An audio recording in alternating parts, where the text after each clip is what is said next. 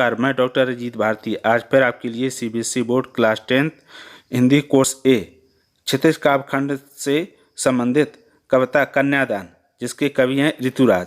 तो इस पाठ से संबंधित आज हम एमसीक्यूज लेकर आए हैं। तो चलो शुरू करते हैं। प्रश्न नंबर पहला, माँ की चिंता का मुख्य कारण क्या था? विकल्प लड़की की सरलता और भोलापन, ससुराल में खान पान को लेकर, ससुराल में काम को लेकर, पढ़ाई लिखाई को लेकर।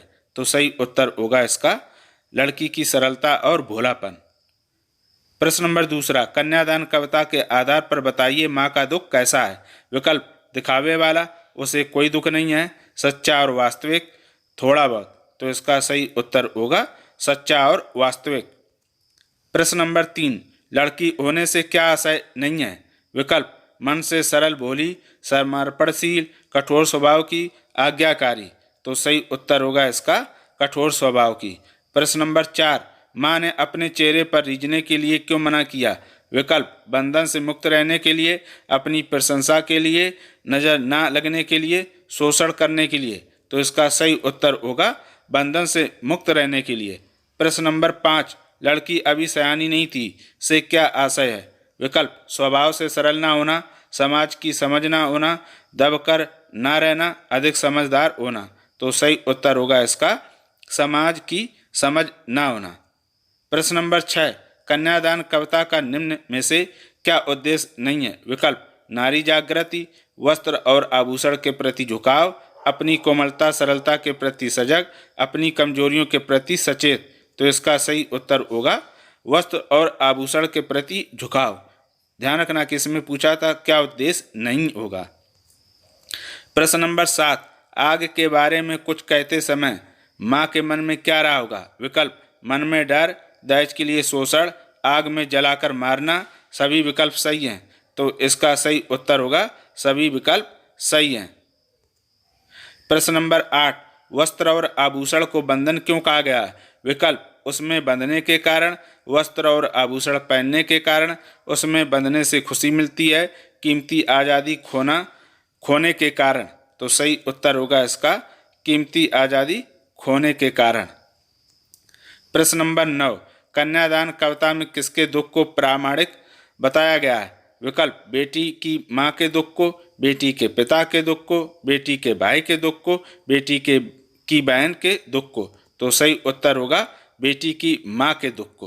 प्रश्न नंबर 10, लड़की का कन्यादान करने के अवसर पर माँ को कैसा लग रहा है? विकल्प उसे सुख की अनुभूति हो रही है, उसे दुख की अनुभूति हो रही है, उसे पश्चाताप हो रहा है, उसे कुछ भी अनुभव नहीं हो रहा है। तो सही उत्तर है उसे दुख की अनुभूति हो रही है, क्योंकि वह अपनी लड़की को विदा करेगी, इसीलिए वह दुखी है। प्रश्न नंबर 11, माँ ने कन्यादान के समय अपनी बेटी को क्या सीख नहीं दी? विकल्प तू सावधानी से निर्वाह करना, तुम आग से बचकर रहना, घर के अत्याचारों को सहते रहना, सुंदरता पर ही ध्यान मत देना। तो सही उत्तर होगा घर के अत्याचारों को सहते रहना। प्रश्न नंबर 12, कन्यादान कविता में माँ द्वारा बेटी को दी गई सीख आज के युग के लिए विकल्प किसी काम की नहीं, प्रतिकूल है, अनुकूल है, इनमें से कोई नहीं। तो सही उत्तर होगा अनुकूल है, यानी माँ के द्वारा दी गई सीख आज के समय के अनुसार कैसी है? अनुकूल है। प्रश्न नंबर 13, पाठकाती व धुंधले प्रकाश की इस पंक्ति का आशय क्या है? विकल्प वस्त्र और आभूषण से दूर रहना, सुख और दुख को बांटना, सुखी वैवाहिक जीवन की कल्पना, बेड़ियों को अच्छी तरह समझ लेना। तो सही उत्तर होगा इसका सुखी वैवाहिक जीवन की कल्पना।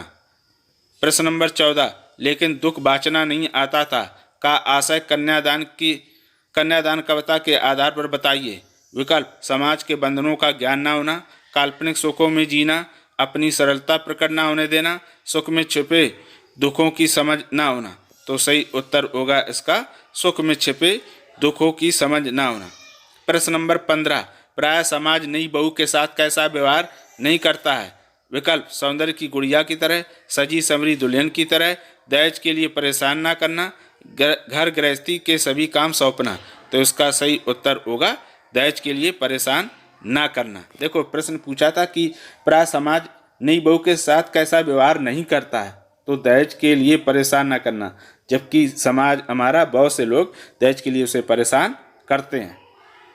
प्रश्न नंबर 16, माँ को अपनी बेटी अंतिम पूंजी क्यों लग रही थी? विकल्प, आपसी सुख दुख बांटने के कारण, वही उसका सब कुछ है, हमेशा उसकी चिंता करने के कारण। सभी विकल्प सही हैं, तो सही उत्तर होगा सभी विकल्प सही है। प्रश्न नंबर 17, रीजना का क्या अर्थ है? विकल्प, दुखी होना, आनंद करना, प्रसन्न होना, मन की बात करना। सही उत्तर होगा प्रसन्न होना। प्रश्न नंबर 18, कवि आग जलाने के संदर्भ में क्या संदेश नहीं देता है? विकल्प, सुरक्षा पर आंच न आने देना, अपनी सुंदरता पर अधिक ध्यान देना, स्थिति के अनुसार समझदारी दिखाना, घर का वातावरण खुशनुमा बनाना। तो सही विकल्प होगा इसका अपनी सुंदरता पर अधिक ध्यान देना। प्रश्न नंबर 19, आपकी दृष्टि में नारी का सुख पक्ष कौन सा नहीं हो सकता? विकल्प, उसका कठोर स्वभाव, उसकी सरलता और समर्पण, उसका भोलापन, उसका सौंदर्य। तो सही उत्तर होगा उसका कठोर स्वभाव।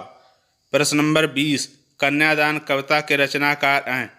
विकल्प, सूरदास, तुलसीदास, निराला जी, ऋतुराज। तो सही उत्तर होगा इसका ऋतुराज।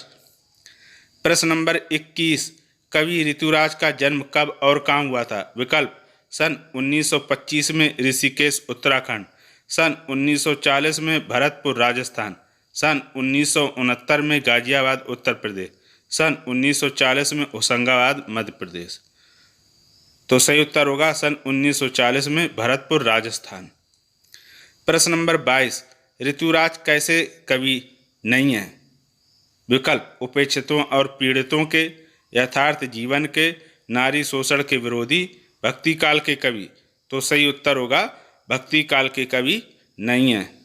प्रश्न नंबर 23, निम्न में से कौन सी रचना कवि ऋतुराज की नहीं है? विकल्प, उत्साह, पुल पर पानी, स्वरत निरत, लीला मुखारविंद। तो सही उत्तर होगा उत्साह। प्रश्न नंबर 24, आपकी दृष्टि में नारी का दुख पक्ष कौन सा नहीं हो सकता? विकल्प, उसके बंधन, पुरुषों का अत्याचार, रंगीन कल्पनाएं, घर का पूरा काम। तो सही उत्तर होगा रंगीन कल्पनाएं। तो इस प्रकार इस पाठ के MCQ समाप्त हुए। ये कैसे प्रश्न लगे आप हमें कमेंट करके अवश्य बताएं। आज के लिए इतना ही, धन्यवाद।